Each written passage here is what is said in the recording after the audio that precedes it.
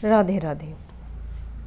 अगर आपको भी बहुत ज़्यादा गुस्सा आता है, छोटी छोटी बातों पर गुस्सा आता है, किसी और की छोटी छोटी बातों पर चिढ़ जाते हैं, कोई भी गलत करता है और आपको गुस्सा आता है, आप चिड़चिड़ करते हैं, आपका मन उदास रहता है, दूसरों की गलतियाँ और गुस्सा आपका, यानी कि कुल मिलाकर अपने आप को आप तकलीफ़ दे रहे हो, तो आज इसी बारे में हम बात करने वाले हैं। आज मैं आपको एक छोटी सी कहानी सुनाने वाली हूँ। कहानी सुनकर शायद आप गुस्सा छोड़ दें, शायद आप किसी से भिड़े ना, शायद आप किसी से लड़ाई ना करें।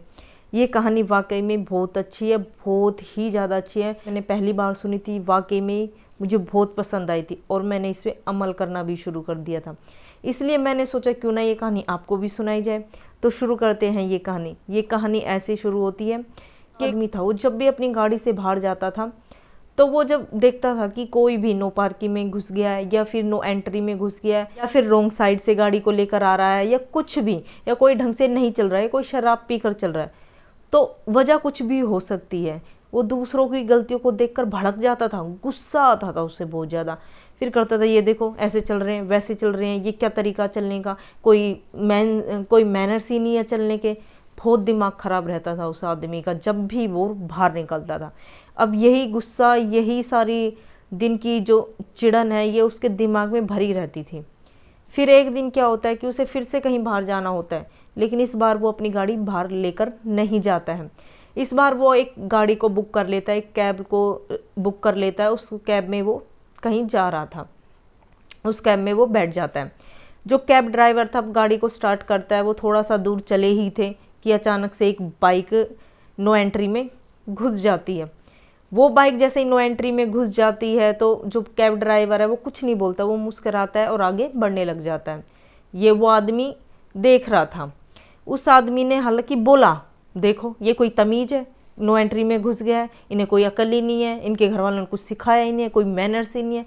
वो बड़बड़ाया, फिर वो शांत हो गया। कैब ड्राइवर ने एक दो सर्कल ही क्रॉस करे होंगे, यानी कि थोड़ा सा वो आगे ही चले होंगे, तभी एक गाड़ी सामने से रोंग साइड से निकल कर आती है, और वो भी इस तरीके से आती है कि एक मेजर एक्सीडेंट होते हुए बच गया। अब इस पर जो दूसरी गाड़ी वाला था ना, वो थोड़ा सा आगे आता है, कैब ड्राइवर के पास आता है, शीशा नीचे करता है और कैब ड्राइवर को सुनाने लग जाता, खूब सारी गालियाँ बकता और खूब सारा सुनाता है।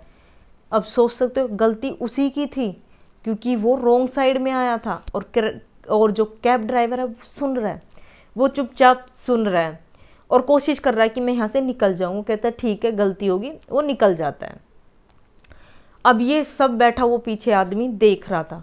उसने कहा कि पहले जब वो बाइक नो एंट्री में घुसी तब तुमने कुछ नहीं कहा, जब भी तुमने मुस्कुरा कर रह गए, हालांकि गलती उसकी थी।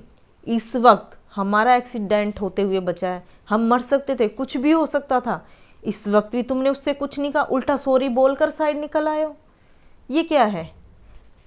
तब वो कैब ड्राइवर जो कहता है ना, वाकई में ज़िंदगी को बदल देने वाली बात कहता है। वो ज़िंदगी पर बहुत गहरा असर डालती है उसकी बातें, और जो मेन मैसेज है ना वो इस कैब ड्राइवर के बातों में ही है। उसने कहा कि इन सारे बंदों को उस कचरे की गाड़ी के समान समझो जिसमें कचरा ओवर हो चुका है।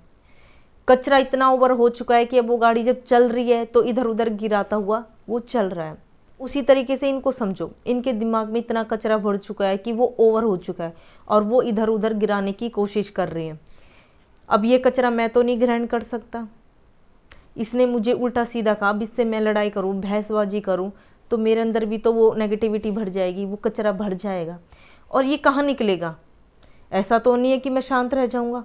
किसी ने मुझे सुनाया, किसी ने मुझे सुनाया, मैं भी उसे सुना रहा हूँ, बहुत ज़्यादा लड़ाई हो गई, बहुत ज़्यादा झगड़ा हो गया, मेरा भी तो दिमाग भारी हो सकता है।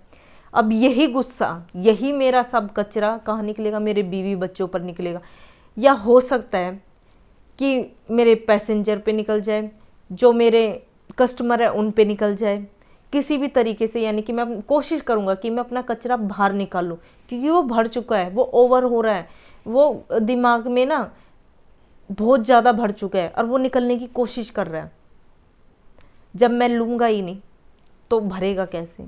तब उस आदमी को ये बात बड़े अच्छे से समझ में आई कि हमें क्यों गुस्सा नहीं करना चाहिए, क्यों हमें बिना बात पे नहीं बोलना चाहिए, क्यों हमें शांत रहना चाहिए। हमें नहीं बनना है उन लोगों की तरह जिनके दिमाग में कचरा भरा रहता है।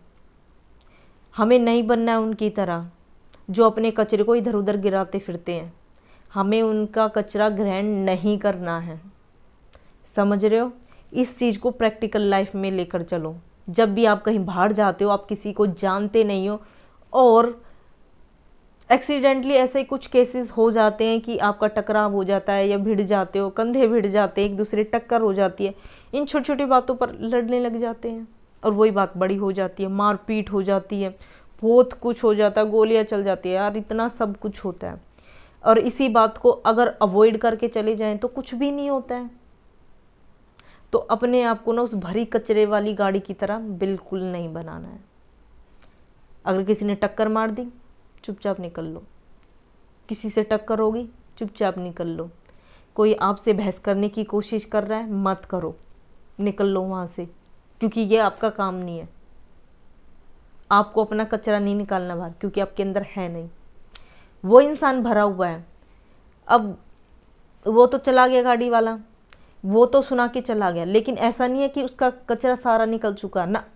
अब वो घर जाएगा, वो जिससे भी मिलेगा वो भड़केगा, इसी बात पे भड़केगा, वो अपना और दिमाग खाली करेगा।